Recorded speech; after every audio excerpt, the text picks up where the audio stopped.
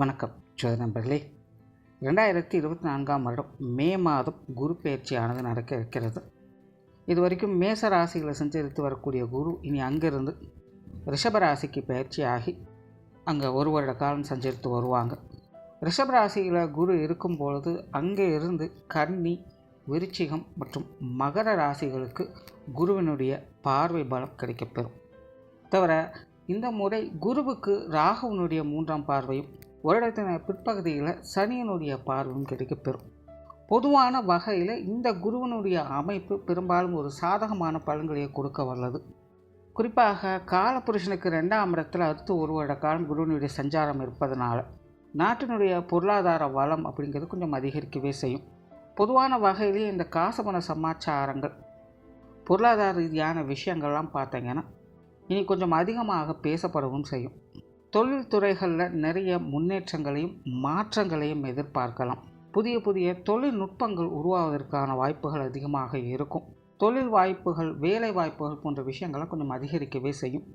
வெளிநாடு சம்பந்தப்பட்ட விஷயங்கள் மூலமாக சாதகமான பலன்களை எதிர்பார்க்கலாம். ஏற்றுமதி இறக்குமதி சார்ந்த விஷயங்கள் அனைத்தும் சிறப்பாக இருக்கும். ஆன்மீக துறை சார்ந்த விஷயங்களும் இனி சிறப்பாக இருக்கும். குறிப்பாக இந்த யோக சாதனாக்கள், ஆத்மபலம் போன்ற விஷயங்கள் இந்த காலகட்டங்களில் சிறப்பாக பேசப்படும். அறிவியல் தொழில்நுட்பங்கள் அப்படிங்கிறது அதிகரிக்க செய்யும். பொதுவான வகையிலேயே மக்களையே பார்த்தோம்னா எதையுமே வெறுமனே நம்பாமல் ஆழ்ந்து சிந்தித்து செயலாற்றி வருவாங்க. இந்த மூட நம்பிக்கை சார்ந்த விஷயங்கள்லாம் பார்த்திங்கன்னா இந்த காலகட்டங்களில் கொஞ்சம் அடங்கி போகும் அப்படின்னு சொல்லலாம். மக்களுடைய பேச்சு திறன் அப்படிங்கிறது அதிகரிக்கும். பேச்சு துறை சார்ந்த விஷயங்களில் சாதகமான பலன்களை எதிர்பார்க்கலாம். ஸோ பொதுவான வகையில் இந்த குரு பயிற்சியானது பெரும்பாலும் ஒரு சாதகமான அமைப்புகளையே கொடுத்து வருது. பட் இந்த சனியினுடைய பார்வை மற்றும் ராகுவனுடைய பார்வைகள் கிடைக்கப்பெறதுனால குடும்பம் சார்ந்த விஷயங்களில் மக்களுக்கு சில இறுக்கமான சூழ்நிலைகள் அப்படிங்கிறது அவ்வப்போது வந்து போகும். அதாவது பொதுவாகவே எல்லாருக்குமே இந்த குடும்ப விஷயங்கள், காரியங்கள் அப்படிங்கிறது எதையும் எடுத்தோம் கூத்தோம் அப்படின்னு முடிக்க முடியாது. பார்த்து பக்குவமாக தான், அமைதியாக தான் ஹேண்டில் பண்ண வேண்டியதாக இருக்கும். குறிப்பாக குடும்பத்துக்குள்ளே இந்த வாய் நிதானம் அப்படிங்கிறது அதிகமாக தேவைப்படும். அதாவது நிறைய பேர் பார்த்திங்கன்னா கண்ட்ரோல் இல்லாமல் கொஞ்சம் லூஸ் டாக் விட்டுடுவாங்க. அதனால் சின்ன சின்ன வார்த்தைகள் கூட குடும்பத்துக்குள்ளே பெரிய அளவில் மனஸ்தாபங்களை கொண்டு வரக்கூடும். படிங்க, நல்ல விஷயம் என்னென்னா அப்படி வரக்கூடிய பிரச்சனைகளுக்கு எதிர்காலத்தில் சொல்யூஷன் அப்படிங்கிறது கண்டிப்பாக கிடைக்கும். பட் இருந்தாலும் முடிஞ்ச அளவுக்கு கொஞ்சம் கண்ட்ரோலோடு இருக்கிறது இந்த குடும்ப விஷயங்கள், காரியங்களில் சாதகமான அமைப்புகளை ஏற்படுத்தும். விவசாயம் சார்ந்த விஷயங்கள் சற்று முன்னேற்றத்தோடு இருக்கும். கல்வி, வித்தை சம்பந்தப்பட்ட விஷயங்களில் சில மாற்றங்கள் அப்படிங்கிறது இந்த காலங்களில் ஏற்படும். இந்த எஜுகேஷன் சார்ந்த விஷயங்கள்லாம் பார்த்தீங்கன்னா பெருசாக டெவலப்மெண்ட் அப்படிங்கிறதுக்காது, பட் சின்ன சின்ன சேஞ்சஸ் அப்படிங்கிறது ஏற்படும். தங்கம் போன்ற ஆபரணம் சார்ந்த விஷயங்கள்லாம் பார்த்திங்கன்னா இந்த காலகட்டங்களில் கொஞ்சம் ஏற்றத்தோடையே இருக்கும். உடல்நலம் சார்ந்த விஷயங்களுக்கு முன்னேற்றங்களை கொடுத்து வரும். அதாவது புதிய புதிய மருந்துகள் கண்டுபிடிப்பதற்கான வாய்ப்புகள் இருக்குது. ஸோ இந்த மருத்துவத்துறை, ஃபார்மா போன்ற விஷயங்கள்லாம் பார்த்திங்கன்னா இந்த காலகட்டங்கள் கொஞ்சம் டெவலப்மெண்ட்டோடு இருக்கும். ஸோ பொதுவான வகையில் இந்த குரு பயிற்சியானது மற்ற கிரகங்களால் சின்ன சின்ன சங்கடங்கள் அப்படிங்கிறது வந்து போனாலும் கூட இந்த குருவினுடைய அமைப்பால் அந்த மாதிரியான சங்கடங்கள் குறைந்து ஒரு அமைதியான சூழலை வழிவகுத்து கொடுக்கும். இனி மேற்கொண்டு ஒவ்வொரு ராசி மற்றும் லக்ன ரீதியாக இந்த குரு பயிற்சி எப்படி இருக்குது அப்படிங்கிறத பார்க்கலாம். ரிஷபம். ரிஷபராசிக்கு இது வரைக்கும் ராசிக்கு 12ஆம் இடத்துல மறைவுஸ்தானத்தில் சஞ்சரித்து வந்த குரு இனி அடுத்த ஒரு வருட காலத்திற்கு உங்களுடைய ராசியிலே சஞ்சரித்து வருவாங்க. ஸ்தானங்களின் அடிப்படையில் குரு ரிஷபத்திற்கு அஷ்டமஸ்தானாதிபதியாகவும் லாபஸ்தானாதிபதியாகவும் செயல்படக்கூடியவங்க. இதனாலேயே எப்போவுமே இந்த குரு ரிஷபத்திற்கு ஒரு சைடில் பாசிட்டிவாகவும் ஒரு சைடில் நெகட்டிவாகவும் தான் வேலை செஞ்சுக்கிட்டு இருப்பாங்க. அதாவது முழுமையான நற்பலன்கள் அப்படிங்கிறதையும் எதிர்பார்க்க முடியாது, அதுக்காக முழுமையான கெடுபலன்கள் அப்படிங்கிறதையும் எதிர்பார்க்க முடியாது.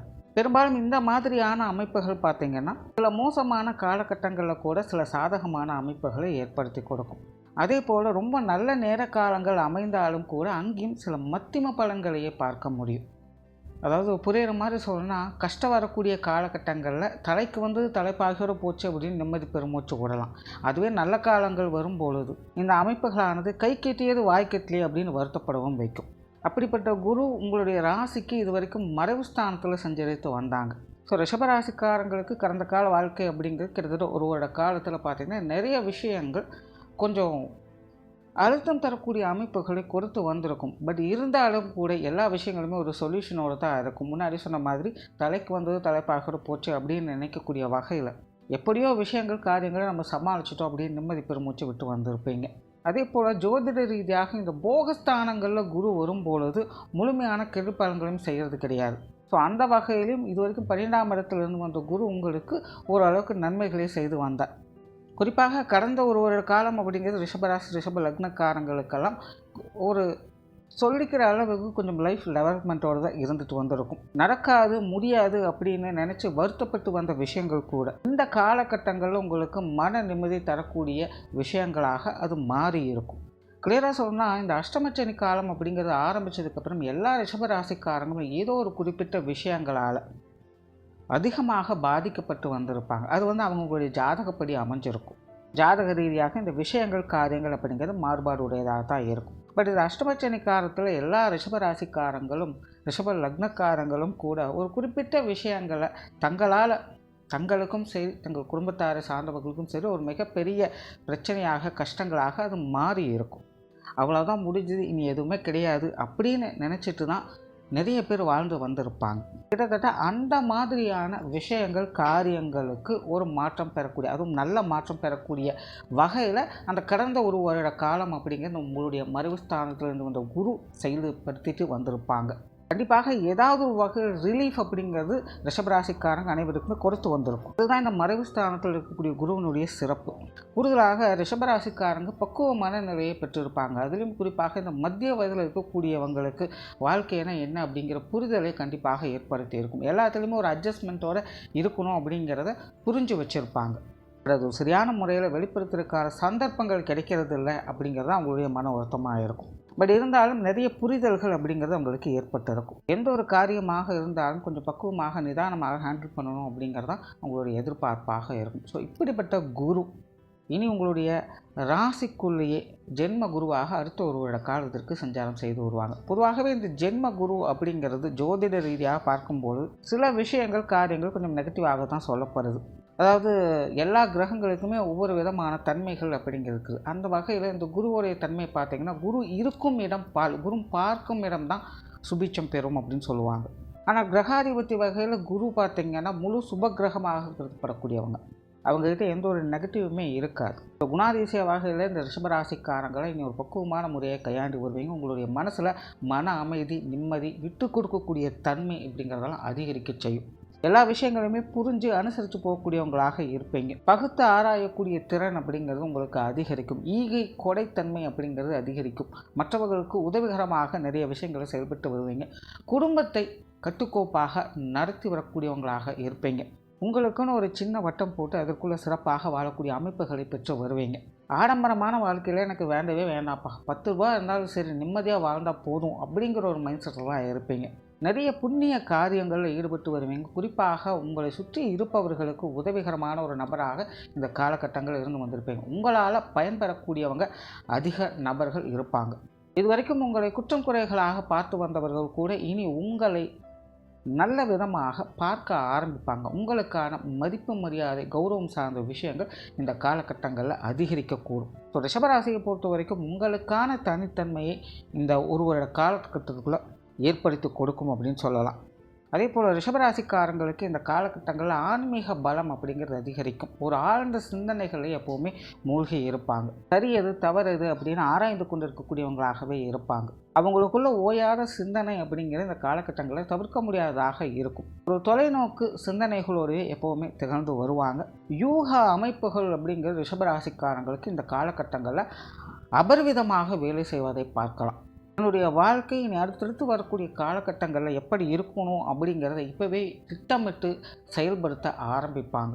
இப்படி தான் என் லைஃப் இருக்க போகுது, அதுக்கு நான் இதெல்லாம் செஞ்சுக்க போகிறேன் அப்படிங்கிற திட்டவட்டமான முடிவுகளை எடுக்கக்கூடிய ஒரு வருடமாகவும் இது அமையும்.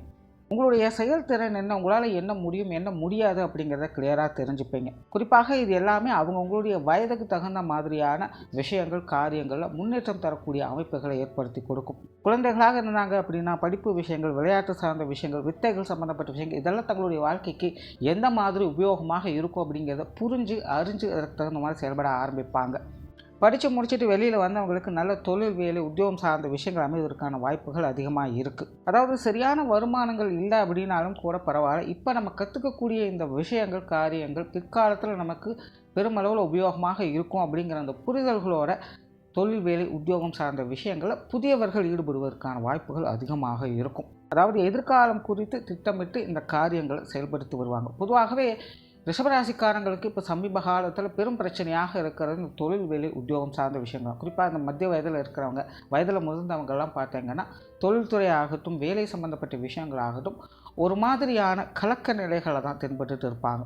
ஆற்றுல ஒரு கால் சேத்துல ஒரு கால் அப்படிங்கிற மாதிரி இந்த தொழில் வேலை உத்தியோக ரீதியாக இந்த பக்கமும் நகர முடியல அந்த பக்கம் நகர முடியல அப்படிங்கிற ஒரு மனக்குறை அவங்களுக்கு இருந்துட்டு வரும். இந்த வருடமும் அந்த மாதிரியான ஒரு நிலைகள் தொடர்கதையாகத்தான் இருக்குது. பட் இருந்தாலும் கூட அதை எப்படி சரியான முறையில் கையாளணும் அப்படிங்கிற அந்த நுட்பத்தை இந்த குரு உங்களுக்கு தெரியப்படுத்தும்.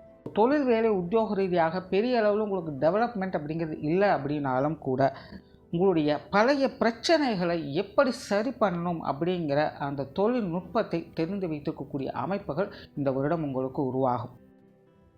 சிலருக்கு தொழில் வேலை உத்தியோக ரீதியாக இந்த இடமாற்றங்கள் அப்படிங்கிறது தவிர்க்க முடியாததாக இருக்கும். இந்த வெளியூர் மற்றும் வெளிநாடு சம்பந்தப்பட்ட விஷயங்கள் கூட ரிஷபராசிக்காரங்களுக்கு கொஞ்சம் சாதகமான அமைப்புகளை ஏற்படுத்திக்கொள்ளும். குறிப்பாக வெளிநாடு சம்பந்தப்பட்ட விஷயங்கள் ரிஷபராசிக்காரங்களுக்கு சாதகமாகவே இருக்கும். பொருளாதார ரீதியான விஷயங்கள் இந்த ரிஷபராசி ரிஷப லக்னக்காரங்க கொஞ்சம் கவனமாக இருப்பது நல்லது. அதாவது பொருளாதார விஷயங்கள் காரியங்கள் உங்களுடைய கை மீறி எந்த ஒரு விஷயங்களும் செயல்படுத்தாதீங்க. மற்றபடி உங்களுக்கு பொருளாதார சமாச்சாரங்கள் அப்படிங்கிறது திருப்திகரமாகவே இருக்கும். குடும்பத்துக்குள்ள சுப விசேஷங்கள் சுப காரியங்கள் போன்ற விஷயங்களை எதிர்பார்க்கலாம். குறிப்பாக திருமண விஷயங்கள் புத்திரபாக்கிய அமைப்புகள் இதெல்லாமே பார்த்தீங்கன்னா உங்களுக்கு ஓரளவுக்கு டீசெண்டாகவே கை கொடுத்துட்டு வரும். குடும்ப விஷயங்கள் காரியங்கள் அப்படிங்கிற இந்த ஒரு வருட காலத்துக்குள்ளே கண்டிப்பாக ஏதாவது ஒரு மாற்றங்கள் அப்படிங்க இருக்கவே செய்யும்.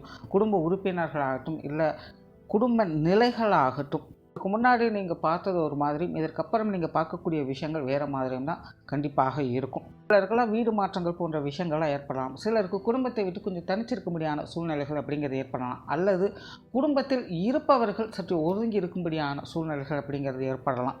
குடும்ப நிலவரங்கள் அப்படிங்கிறது ஒரு மாறுதலுக்குட்பட்ட காலகட்டமாக இது உங்களுக்கு அமையும். கணவன் மனைவி உறவுகள் திருப்திகரமாக இருக்கும். குறிப்பாக ரிஷபராசிக்காரங்களுக்கு பெரும் பிரச்சனையாக இருக்கிற இந்த கணவன் மனைவி உறவுகள் பிரச்சனை தான். ஏன்னா பொதுவாகவே ஜோதிடத்தில் இந்த ஸ்திர ராசிகளுக்கு இது எப்போவுமே ஒரு பெரும் பிரச்சனையாக இருக்கும். குணாதிசய வேறுபாடுகள் அதிகமாக இருக்கும். காலநிலைகள் சரியில்லை அப்படின்னா கணவன் மனைவி உறவுகளுக்குள்ள முரண்பட்ட தன்மைகள் அப்படிங்கிறது அதிகரிக்கக்கூடும். பட் இப்போ இந்த குருவினுடைய அமைப்பு உங்களுக்கு எல்லாத்தையுமே பக்குவமாக ஹேண்டில் பண்ணக்கூடிய நிலை ஏற்படுத்தி பொறுமையை அதிகரிக்கும். ஆணாக இருந்தாலும் சரி பெண்ணாக இருந்தாலும் சரி வாழ்க்கை துணையை அனுசரித்து போகக்கூடிய தன்மையை பெற்றிருப்பீங்க. உங்களால் அவங்களுக்கு பிரயோஜனமாகக்கூடிய விஷயங்களை இந்த காலகட்டங்களில் பார்க்க முடியும். இதனால் அவங்களும் உங்களுக்கு ஆறுதலாகவும் உறுதுணையாகவும் இருந்து வருவாங்க. ஸோ கணவன் மனைவி உறவுகளுக்குள்ளே இந்த வருடம் ஒரு திருப்திகரமான விஷயங்களை எதிர்பார்க்கலாம். பிரிந்தவர்கள் ஒன்று சேர்வதற்கான வாய்ப்புகளும் உண்டு. குழந்தைகள் சார்ந்த விஷயங்களும் கிட்டத்தட்ட அப்படி தான். ஏற்கனவே ரிஷபராசிக்காரங்களுக்கு குழந்தைகள் வகையில் ஒரு மாதிரியான மன அலைச்சல் தரக்கூடிய விஷயங்கள் அப்படிங்கிறது சமீப காலத்தில் இருந்து வந்திருக்கும். இப்போ அந்த மாதிரியான குழந்தைகள் வகையில் ஏற்பட்டு வந்த அசௌகரியங்கள்லேருந்து இனி விடுதலை பெற்று வருவீங்க. குழந்தைகள் உங்களுக்கு உறுதுணையாக இருந்து வருவாங்க. குழந்தைகளுடைய நிலை அப்படிங்கிறது சற்று உயரக்கூடும். குறிப்பாக அறிவு சார்ந்த விஷயங்களில் குழந்தைகள் நல்ல நுட்பத்தோடு செயல்படுவதை பார்க்க முடியும். வித்தைகள் சார்ந்த விஷயங்களில் திறன் பெற்றவங்களாக உங்களுடைய குழந்தைகள் மாறி வருவாங்க. ஸோ இந்த காலகட்டங்களில் உங்களுக்கு குழந்தைகளுக்கு செய்ய வேண்டிய விஷயங்களை சரியான முறையில் செஞ்சுட்டு வந்தீங்க அப்படின்னா அது அவங்களுடைய எதிர்காலத்திற்கு பேருதவியாக இருக்கும்.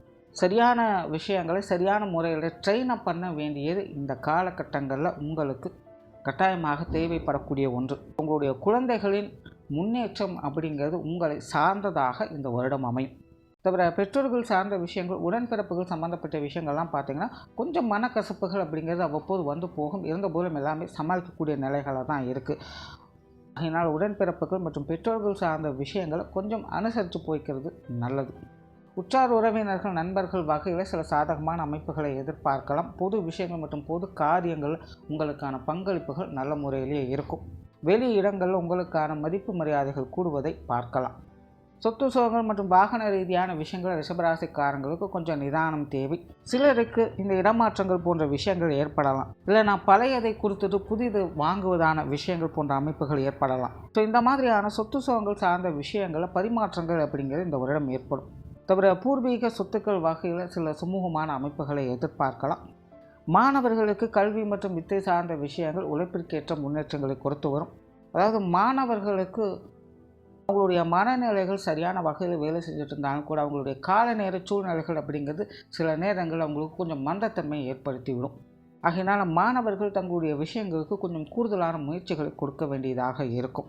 ஸோ மாணவர்கள் இந்த வருடம் எந்த அளவுக்கு சிரத்தையோடு இருக்காங்களோ அந்த அளவுக்கு நன்மதிப்புகளையும் பெற்று வருவாங்க.